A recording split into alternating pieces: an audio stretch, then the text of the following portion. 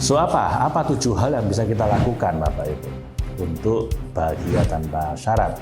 Mereka bisa nempeleng pipi Anda, mereka bisa ngambil uang Anda, mereka bisa mendolimi, menyakiti fisik Anda, tapi mereka nggak akan bisa menyakiti hati Anda.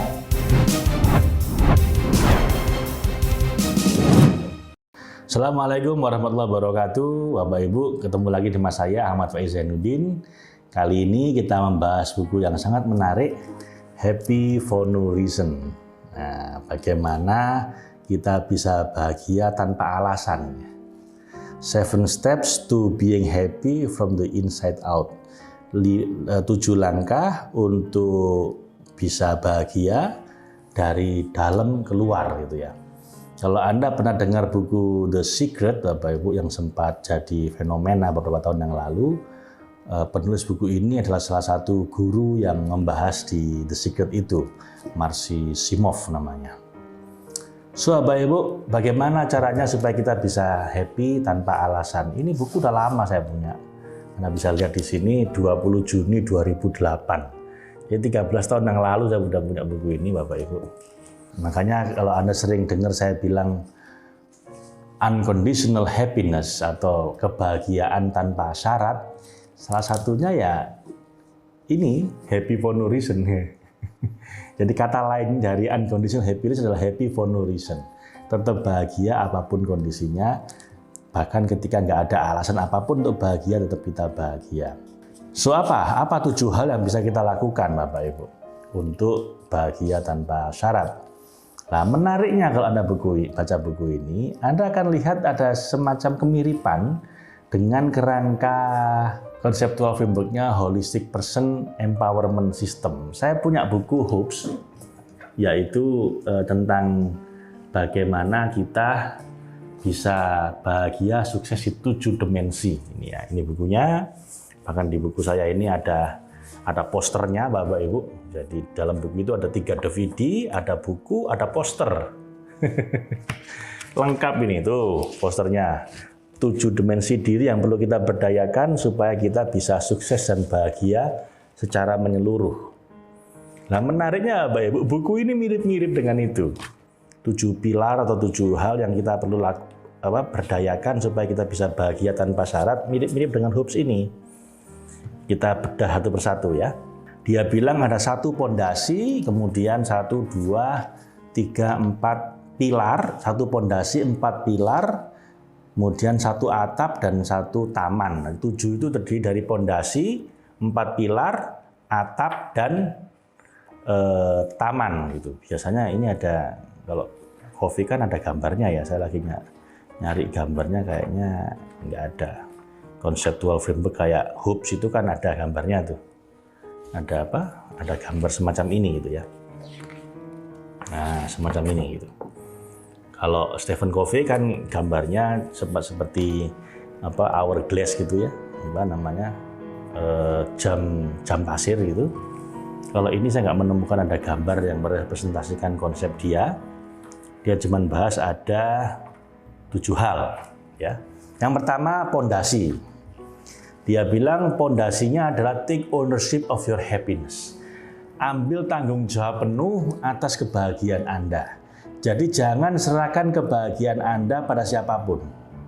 Kalau dalam bahasa saya, jangan gantungkan kebahagiaan Anda di mulutnya orang lain atau di sikapnya orang lain pada Anda, termasuk orang-orang terdekat Anda.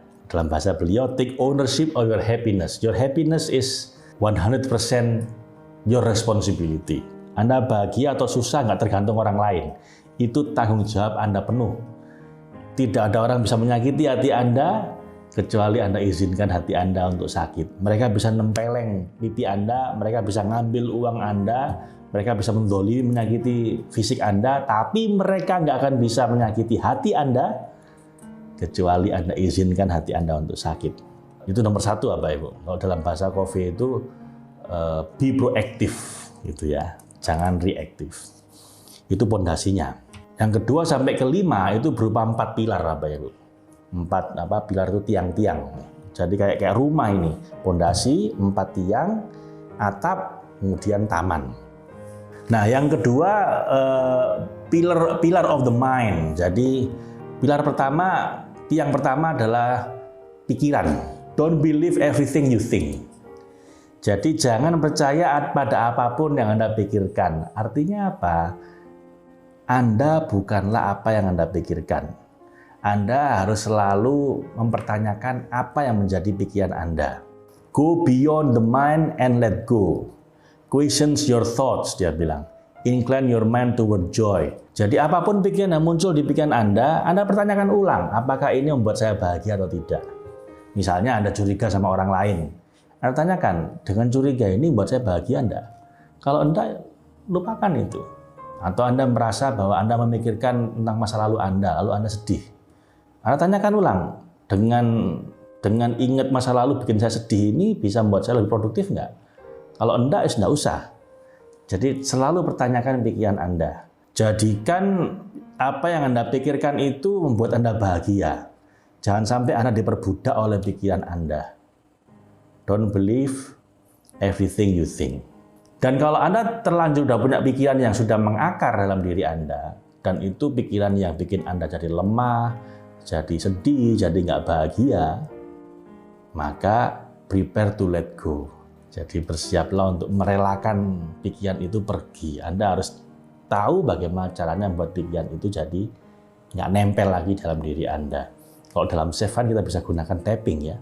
Shifting, personal peace procedure untuk menghilangkan pikiran-pikiran yang negatif itu yang bikin Anda nggak bahagia. Pilar hati, the pillar of the heart, let love lead. Nah, setelah pikirannya Anda bereskan, dalam hal hati, Anda harus bikin hati Anda itu penuh dengan cinta, penuh dengan rasa syukur, penuh dengan memaafkan, dan minta maaf pada orang lain. Jadi dia menyarankan 3 macam praktis. Yang pertama gratitude, forgiveness, yang kedua, yang ketiga loving kindness. Persis seperti yang saya ajarkan selama ini ya Bapak Ibu. Selalu bersyukur, selalu memaafkan dan minta maaf pada Tuhan, pada orang lain, pada diri sendiri, dan selalu loving kindness, selalu menebar welas asih pada seluruh makhluk Tuhan.